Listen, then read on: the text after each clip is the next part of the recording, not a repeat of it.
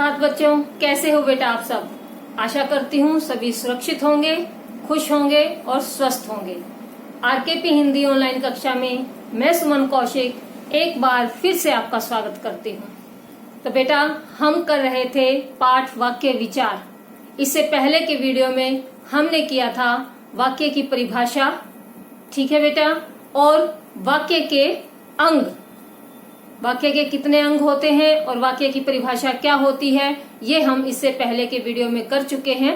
अब हम इससे आगे करेंगे कि बेटा हम वाक्य के प्रकार। देखो बेटा, वाक्यों को हम दो भागों में बांट सकते हैं। देखो, सबसे पहले है रचना के आधार पर, ठीक है, और दूसरा है बेटा अर्थ के आधार पर। तो रचना के आधार पर मतलब बनावट, रचना मतलब बनावट कि किस तरह से वाक्य को बनाया गया है, किस किस तरह से हम वाक्य को बना सकते हैं। तो बनावट के आधार पर वाक्य कितने प्रकार के होते हैं? 3 प्रकार के होते हैं। संयुक्त सरल वाक्य, उसके बाद होता है बेटा संयुक्त वाक्य, उसके बाद होता है बेटा मिश्र वाक्य। आप इंग्लिश में भी पढ़ते होंगे सिंपल सेंटेंस, कंपाउंड सेंटेंस और कॉम्प्लेक्स सेंटेंस, ठीक है। सरल वाक्य, संयुक्त वाक्य और मिश्र वाक्य, ये है बेटा हमारे रचना के आधार पर वाक्य के प्रकार। उसके बाद है बेटा अर्थ के आधार पर वाक्य के भेद, ठीक है। अब देखो, अर्थ के आधार पर जो है बेटा 8 प्रकार के वाक्य होते हैं, ठीक है। सबसे पहले आते हैं विधानवाचक वाक्य, फिर बेटा निषेधवाचक वाक्य, उसके बाद आते हैं प्रश्नवाचक वाक्य, आज्ञावाचक वाक्य, संदेहवाचक वाक्य, संकेतवाचक वाक्य और विस्मय आदि बोधक वाक्य। तो बेटा ये 8 प्रकार के जो हैं, ये जो भेद हैं, ये हैं हमारे अर्थ के आधार पर। तो वाक्य के 2 भेद, रचना के आधार पर और अर्थ के आधार पर। रचना के आधार पर वाक्य 3 तरह से बनाए जाते हैं, जैसे सरल वाक्य होते हैं, संयुक्त वाक्य होते हैं और मिश्र वाक्य होते हैं। अर्थ के आधार पर 8 प्रकार के वाक्य, विधानवाचक, निषेधवाचक, प्रश्नवाचक, आज्ञावाचक, संदेहवाचक, संकेतवाचक और विस्मय आदि बोधक। तो अब बेटा अब हम इनको बारी बारी से जो है इनको एक्सप्लेन करूंगी, मैं अभी समझाऊंगी आपको। तो सबसे पहले हम लेंगे अर्थ के आधार पर वाक्य। बेटा अब हम करेंगे वाक्य का अर्थ के आधार पर वाक्य के प्रकार। अर्थ के आधार पर वाक्य जो है बेटा 8 प्रकार के होते हैं, ठीक है। जैसे सबसे पहले आता है बेटा इसमें विधानवाचक वाक्य। अब विधानवाचक वाक्य क्या होते हैं बेटा? ये एक तरह के सामान्य कथन होते हैं, मतलब जो सरल वाक्य होते हैं उनको हम विधानवाचक वाक्य भी कहते हैं, ठीक है। तो इसमें क्या होता है बेटा, किसी व्यक्ति, वस्तु और जो है किसी की स्थिति के बारे में साधारण जानकारी हमें मिलती है। जैसे राम स्कूल जाता है, ठीक है, सूर्य पूर्व से उदय होता है, तो सूर्य के उदय होने की स्थिति का है, कहाँ से उदय हो रहा है? पूर्व से उदय हो रहा है। तो इस तरह के जो वाक्य होते हैं बेटा, वह हमारे विधानवाचक वाक्य कहलाते हैं। विधानवाचक वाक्य सामान्य कथन होते हैं, इनमें किसी वस्तु, किसी व्यक्ति और स्थिति के बारे में जानकारी मिलती है। मोर नाचते हैं, सीता गाती है, बच्चे हंसते हैं, ये सारे वाक्य क्या है बेटा? विधानवाचक वाक्य है, ठीक है। उसके बाद आता है बेटा हमारा दूसरा निषेधवाचक वाक्य। निषेध का मतलब ही होता है किसी चीज को रोकना, न होने देना किसी चीज का। तो इंग्लिश में आप जिनको नेगेटिव सेंटेंस बोलते हैं, तो बेटा इन वाक्यों में जो होता है, जो क्रिया शब्द होता है उसके साथ नहीं का प्रयोग होता है, या हम ऐसे कह सकते हैं कि इन वाक्यों में किसी काम के नहीं होने का पता चलता है, नहीं होने की सूचना मिलती है। जैसे मैं स्कूल नहीं जाना चाहता, ठीक है, वह बाजार नहीं जाएगा, राम जी वन को नहीं जाएंगे, तो नहीं का प्रयोग हो रहा है। तो जहाँ पर नहीं का प्रयोग होता है क्रिया के साथ, किसी काम के न होने का पता चलता है, वह हमारे निषेधवाचक वाक्य कहलाते हैं, ठीक है बेटा। जैसे बच्चा स्कूल नहीं जाएगा, ठीक है, बच्चे शोर नहीं मचा रहे हैं, तो इस तरह के जो वाक्य होते हैं जहाँ नहीं का प्रयोग होता है वह हमारे निषेधवाचक वाक्य कहलाते हैं। उसके बाद आता है बेटा हमारा प्रश्नवाचक वाक्य। प्रश्नवाचक नाम से ही पता चल रहा है, प्रश्नवाचक मतलब जिसमें कोई प्रश्न पूछा जा रहा होता है, इंटेरोगेटिव सेंटेंसेस। ठीक है, तो इन वाक्यों में प्रश्न के पूछने की सूचना मिलती है। जैसे क्या वह बाजार से आ गया, तो क्या पहले लग गया ना, पूछा जा रहा है कुछ, ठीक है ना, तो प्रश्न पूछा जा रहा है। क्या तुम कल दिल्ली जाओगे, तो यहाँ भी प्रश्न पूछा जा रहा है। तो बेटा जिन वाक्यों के अंदर प्रश्न पूछा जाता है वह प्रश्नवाचक वाक्य कहलाते हैं, और उन वाक्यों के अंत में प्रश्नवाचक चिन्ह लगाया जाता है। ये हमारा प्रश्नवाचक चिन्ह होता है बेटा, तो इस चिन्ह को हम लगाते हैं। ठीक है, तो ये हमारे होते हैं बेटा प्रश्नवाचक वाक्य, जिनमें किसी प्रश्न के पूछने की सूचना मिलती है, तो वह हमारे प्रश्नवाचक वाक्य कहलाते हैं। और ऐसे वाक्यों के अंत में प्रश्नवाचक चिन्ह को लगाया जाता है। ठीक है बेटा, उसके बाद आते हैं हमारे आज्ञावाचक वाक्य। नाम से ही स्पष्ट है, जिन वाक्यों में कोई आज्ञा मिल रही होती है, किसी व्यक्ति को कोई आज्ञा दी जा रही होती है, कोई निर्देश दिया जा रहा होता है, तो बेटा या कोई आदेश दिया जा रहा होता है, तो ऐसे वाक्य जो हैं हमारे आज्ञावाचक वाक्य कहलाते हैं। जैसे आप बाहर जाकर बैठ जाएं, बच्चों कक्षा में शोर नहीं करो। ठीक है, तो इस तरह के जो वाक्य हैं, आदेश है, ठीक है ना, तो इस तरह के जो वाक्य होते हैं बेटा वो आज्ञावाचक वाक्य होते हैं। ठीक है, बैठ जाओ, चुप हो जाओ, वहां ना जाओ, तो ये जो है बेटा इस तरह के वाक्य जो है आदेश हैं ये, तो ये वाक्य जो है हमारे आज्ञावाचक वाक्य कहलाते हैं। ठीक है बेटा, तो बेटा अब हम आगे करेंगे संदेहवाचक वाक्य। संदेह, जैसा कि इसके नाम से ही पता चल रहा है, संदेह जिस काम के होने में कोई संदेह होता है, किसी प्रकार का शक होता है, डाउट होता है, ऐसे जो वाक्य होते हैं उन्हें बेटा हम संदेहवाचक वाक्य कहते हैं। जैसे शायद आज वर्षा हो, अब शायद वर्षा हो भी सकती है और नहीं भी हो सकती। ठीक है ना, संदेह है इसमें कि वर्षा हो भी सकती है, नहीं भी हो सकती, तो ये होगा बेटा हमारा संदेहवाचक वाक्य। वह घर पहुंच गई होगी, अब हमें नहीं पता पहुंची है या नहीं पहुंची, तो वह घर पहुंच गई होगी, इस वाक्य में क्या है, संदेह की स्थिति है, तो बेटा ये भी जो है संदेहवाचक वाक्य का उदाहरण है। ठीक है, रेलगाड़ी छूट गई होगी। ठीक है, इस तरह के जो वाक्य होते हैं, शायद कल धूप निकले, इस तरह के वाक्य बेटा जहाँ पर कोई संदेह की स्थिति उत्पन्न होती है वह हमारे संदेहवाचक वाक्य कहलाते हैं। जिन वाक्यों में कार्य के होने के बारे में संदेह प्रकट किया जाता है, ठीक है ना, तो वह वाक्य हमारे क्या कहलाएंगे, संदेहवाचक वाक्य कहलाएंगे। ठीक है बेटा, आगे देखिए बेटा, अगला है इच्छावाचक वाक्य। इच्छावाचक, जिन वाक्यों में कोई इच्छा प्रकट होती है, जैसे इन वाक्यों में वक्ता की क्या होगी, शुभकामना। ठीक है, इच्छा आशीर्वाद का बोध होता है, मतलब वक्ता जो होता है, जो बोलने वाला होता है, उसकी बात के अंदर, उसके वाक्यों के अंदर कोई शुभकामना का, कोई इच्छा का या कोई आशीर्वाद का भाव प्रकट होता है, वह हमारे इच्छावाचक वाक्य कहलाते हैं। जैसे आपकी यात्रा मंगलमय हो, आप सभी सुखी रहें, तुम हमेशा हंसते रहो, तो ये क्या है बेटा, एक कामना है, एक शुभेच्छा है, इच्छा है, ठीक है, आशीर्वाद है। तो ये इस तरह के जो शब्द होते, इस तरह के जो वाक्य होते हैं वह होते हैं बेटा इच्छावाचक वाक्य। आप सबको नव वर्ष मुबारक हो, आपको जन्मदिन की हार्दिक शुभकामनाएं, तो ये जो वाक्य हैं, ठीक है ना बेटा, जो एक आशीर्वाद के भाव को प्रकट करते हैं, एक शुभेच्छा को, इच्छा को प्रकट कर रहे हैं या शुभकामना को प्रकट कर रहे हैं, वह वाक्य हमारे इच्छावाचक वाक्य कहलाएंगे। ठीक है, नाम से स्पष्ट हो रहा है इच्छावाचक। ठीक है, जिसमें किसी इच्छा का वर्णन हो, किसी इच्छा के भाव का वर्णन हो। ठीक है बेटा, तो अगला वाक्य है बेटा हमारा संकेतवाचक वाक्य।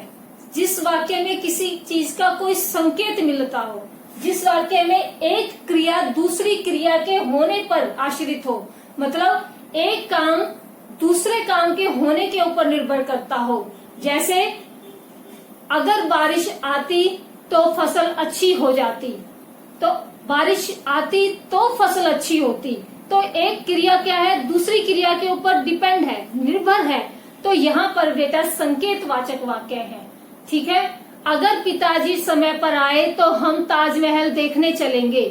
तो एक काम का होना दूसरे काम के होने के बाद निश्चित होगा। तो मतलब अगर पिताजी समय पर आएंगे तभी हम जो है ताजमहल देखने जा सकेंगे। तो शर्त होती है एक तरह से वहां पर। ठीक है ना, अगर बुआ जी आई तो हम सब मथुरा घूमने जाएंगे। तो यहाँ पर भी मथुरा घूमने का कार्य कब संपन्न होगा, जब बुआ जी आएंगी। ठीक है ना, अगर बुआ जी आएंगी तभी हम मथुरा घूमने जा सकेंगे। तो मतलब एक शर्त है कि एक काम तभी पूरा होगा जब दूसरे पहले का काम पूरा हो जाएगा। तो यहाँ पर जो है बेटा इन वाक्यों को जो है हम संकेतवाचक वाक्य कहेंगे। ठीक है, इन वाक्यों के अंदर एक क्रिया दूसरी क्रिया पर आश्रित होती है, मतलब एक काम का होना दूसरे काम के होने के ऊपर निर्भर करता है। समझ आ गया बेटा। उसके बाद आता है बेटा हमारा विस्मय आदि बोधक वाक्य। विस्मय, विस्मय का मतलब होता है हैरानी। ठीक है ना, तो जिन वाक्यों के अंदर हर्ष, हर्ष मतलब खुशी, शोक, शोक मतलब दुख, ठीक है, विस्मय हैरानी, तो इन भावों को जो प्रकट करते हैं ऐसे वाक्य बेटा हमारे विस्मय आदि बोधक वाक्य कहलाते हैं। और इन वाक्यों के अंत में जो है बेटा विस्मय आदि बोधक चिन्ह लगता है। ये एक्सक्लेमेटरी साइन होता है ना जो बेटा, इस तरह से। तो ये जो है बेटा हमारा चिन्ह जो है इनमें लगता है। जैसे कि आह कितना सुंदर फूल है, वाह सहवाग ने क्या छक्का मारा। तो जहाँ वह आएगा वहां पर विस्मय आदि बोधक चिन्ह लगेगा। ठीक है बेटा, तो इस तरह से जो है ये विस्मय आदि बोधक वाक्य को जो है पता, विस्मय आदि बोधक जो वाक्य होते हैं उनमें हर्ष, घृणा, शोक, विस्मय आदि भावों को प्रकट किया जाता है। छी छी कितना गंदा काम किया है, तो यहाँ पे क्या है, छी छी मतलब घृणा का भाव है। ठीक है ना, हाय उसके चारों बेटे गुजर गए, तो यहाँ पे दुख का भाव है, करुणा का भाव है। तो इस तरह के जो भाव होते हैं बेटा, इन भावों को जो प्रकट करते हैं वो विस्मय आदि बोधक वाक्य कहलाते हैं। तो इस तरह से बेटा ये हमारे थे अर्थ के आधार पर 8 प्रकार के वाक्य। हम करते हैं बेटा रचना के आधार पर वाक्य के भेद। जैसा कि मैंने पहले बताया कि रचना के आधार पर वाक्य के 3 भेद होते हैं, सरल वाक्य, संयुक्त वाक्य और मिश्र वाक्य।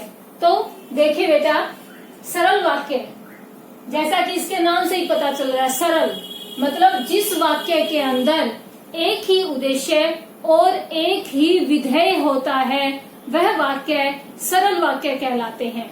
मैंने बताया अभी पहले कि उद्देश्य क्या होते हैं, कर्ता को उद्देश्य कहा जाता है और बाकी जो कर्म और क्रिया जो होती है वह विधेय के अंतर्गत आती है। तो बेटा जिस वाक्य के अंदर एक उद्देश्य एक ही विधेय होता है वह हमारा सरल वाक्य कहलाता है। जैसे मोहन पाठ पढ़ता है, ठीक है, तो मोहन क्या है, उद्देश्य है, पाठ पढ़ता है विधेय है। तो ये होते हैं बेटा हमारे सरल वाक्य जिनमें एक उद्देश्य और एक ही विधेय होता है, ऐसे वाक्य सरल वाक्य कहलाते हैं। ठीक है बेटा, अब आगे देखिए दूसरा है बेटा हमारा संयुक्त वाक्य। संयुक्त मतलब इसके नाम से ही पता चल रहा है, संयुक्त मतलब जो जुड़ा हुआ हो। ठीक है ना, तो ऐसे वाक्य, ठीक है, संयुक्त वाक्य में क्या होता है बेटा, 2 सरल वाक्य किसी योजक या समुच्चय बोधक से जुड़े हुए होते हैं, लेकिन अगर उसमें से योजक और समुच्चय बोधक को अलग कर देते हैं तो वो दोनों वाक्य अपने आप में स्वतंत्र होते हैं, पूरे होते हैं। कैसे बेटा, अब मैंने यहाँ पर 2 नए शब्दों का प्रयोग किया, योजक और समुच्चय बोधक। तो बेटा दोनों का अर्थ एक ही होता है, योजक मतलब जोड़ने वाले। ठीक है, तो इस योजक चिन्ह कौन कौन से होते हैं? और, फिर, किंतु, इसलिए, परंतु, अन्यथा। ठीक है, तो ये वाले जो शब्द होते हैं बेटा, ये हमारे योजक शब्द कहलाते हैं, जो कि वाक्यों को जोड़ते हैं, दो या दो से अधिक वाक्यों को आपस में जोड़ते हैं। ठीक है, जैसे देखो बेटा, उसने बहुत मेहनत की किंतु फिर भी फेल हो गया, किंतु पास नहीं हो पाया। ठीक है, तो यहाँ पे दो वाक्य हैं और किंतु योजक शब्द से जुड़े हुए हैं। देखो बेटा, उसने बहुत मेहनत की किंतु, ये क्या है बेटा? ये हमारा है योजक शब्द या समुच्चय बोधक शब्द। ठीक है, किंतु पास नहीं हुआ, तो इस किंतु योजक शब्द ने इस वाक्य को इस वाक्य के साथ जोड़ दिया और बेटा इस तरह से ये बना संयुक्त वाक्य। ठीक है, अगला उदाहरण देखिए, जल्दी उठिए अन्यथा देर हो जाएगी। तो यहाँ पे जो अन्यथा शब्द है ये हमारा योजक शब्द है। इस योजक शब्द ने इन दो वाक्यों को आपस में जोड़ दिया, जल्दी उठिए अन्यथा देर हो जाएगी। ठीक है बेटा, या ऐसे देखिए बेटा कि आगे रास्ता खराब है इसलिए ध्यान से चलना, तो इसलिए योजक शब्द ने इन दोनों वाक्यों को आपस में जोड़ा। तो बेटा जहाँ पर दो या दो से अधिक सरल वाक्यों को योजक शब्दों के द्वारा जोड़कर वाक्य बनाया जाता है, ऐसे वाक्य जो है संयुक्त वाक्य कहलाते हैं।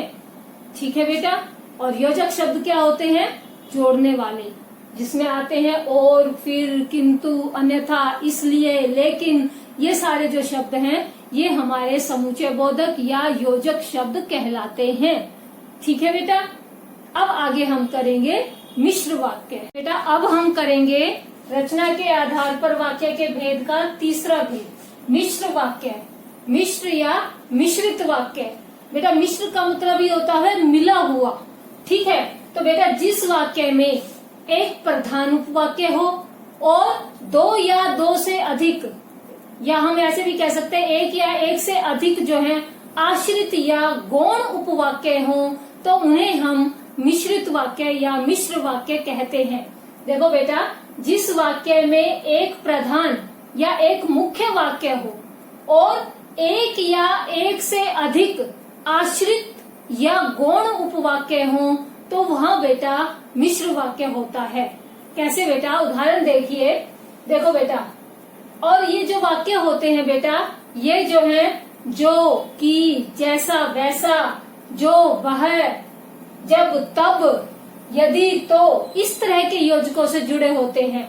ठीक है ना? जैसा वैसा युग्म होगा। ठीक है, तो जो वह इस तरह से मिलेगा बेटा वाक्य के अंदर। जैसे जो लड़का बाहर खड़ा है, जो लड़का बाहर खड़ा है। अब ये वाक्य पूरा नहीं हुआ ना, अपनी बात को पूरा नहीं कर रहा है। कौन सा लड़का बाहर खड़ा है? जो लड़का बाहर खड़ा है वह मेरा भाई है। तो मतलब जो और वह साथ में आए। ठीक है, जब, तब, यदि, तो। ठीक है ना बेटा? यदि वह मेहनत करता तो पास हो जाता। तो इस तरह से बेटा ये जो है वाक्य जो है मिश्र वाक्य बनते हैं। तो मिश्र वाक्य में एक मुख्य वाक्य होगा और एक या एक से अधिक आश्रित या गौण उपवाक्य होते हैं। कैसे बेटा? देखो, शिक्षक ने बताया। अब क्या बताया? सवाल उठ रहा है ना हमारे अंदर, बात पूरी नहीं हुई। शिक्षक ने बताया कि कल विद्यालय में अवकाश रहेगा। तो की जो है ये योजक, इसने इसको जोड़ दिया। लेकिन क्या है, देखो संयुक्त वाक्य में क्या होता है कि योजक को अगर बीच में से निकाल दे तो दो स्वतंत्र उपवाक्य होंगे, दोनों का अपना अपना अर्थ होगा। लेकिन मिश्र वाक्य में से अगर हम योजक को निकाल दें तो वाक्य एक जो आश्रित उपवाक्य होगा वो अधूरा रह जाएगा और जो प्रधान वाक्य होगा वह भी अपने अर्थ को पूरा प्रकट नहीं कर पाएगा। जैसे अभी उदाहरण दिया, शिक्षक ने बताया। क्या बताया? क्यों, किसको बताया? तो ये जो है सामने वाले के मन में ये प्रश्न उठते हैं, बात पूरी नहीं हो रही ना, जिज्ञासा हो रही है। तो शिक्षक ने बताया कि कल विद्यालय में अवकाश रहेगा। तो इस तरह से बेटा ये मिश्रित वाक्य बनता है। जैसे और उदाहरण, वह फल मीठे हैं, वह फल मीठे हैं। कौन से फल भाई? जो मैं कल बाजार से लाया था। ये बेटा इस तरह से जो है आप मिश्रित वाक्य जो है बनाएंगे। ठीक है। जब मैं छोटा था, एक उदाहरण और देखते हैं। जब मैं छोटा था तो क्या था भाई? ठीक है ना, जानने की इच्छा हो रही है। जब मैं छोटा था तब बहुत शरारती था। तो इस तरह से बेटा ये मिश्रित वाक्य बनता है। अब आशा करती हूँ आपको ये सभी समझ में आ गए होंगे। रचना के आधार पर 3 भेद, सरल वाक्य, एक उद्देश्य और एक विधेय होता है। संयुक्त वाक्य, 2 सरल वाक्य आपस में योजक या समूचे बोधक चिन्हों से जुड़े होते हैं। ठीक है। और अगर उन योजक शब्दों को बाहर निकाल दिया जाए, निकाल देते हैं उसमें से, तो दोनों अपने आप में स्वतंत्र वाक्य होते हैं। मिश्र वाक्य, जिसमें एक प्रधान वाक्य होता है और एक या एक से अधिक उपवाक्य जो होते हैं वो आश्रित या गौण उपवाक्य होते हैं। ऐसे वाक्य जो है बेटा मिश्रित वाक्य कहलाते हैं। तो बेटा ये था हमारा आज का पाठ, वाक्य विचार, जिसमें हमने पढ़ा वाक्य क्या होता है, वाक्य के अंग कितने होते हैं, वाक्य के प्रकार, रचना के आधार पर और अर्थ के आधार पर। ठीक है बेटा, आज के लिए इतना ही। ओके बेटा, bye bye, have a nice day.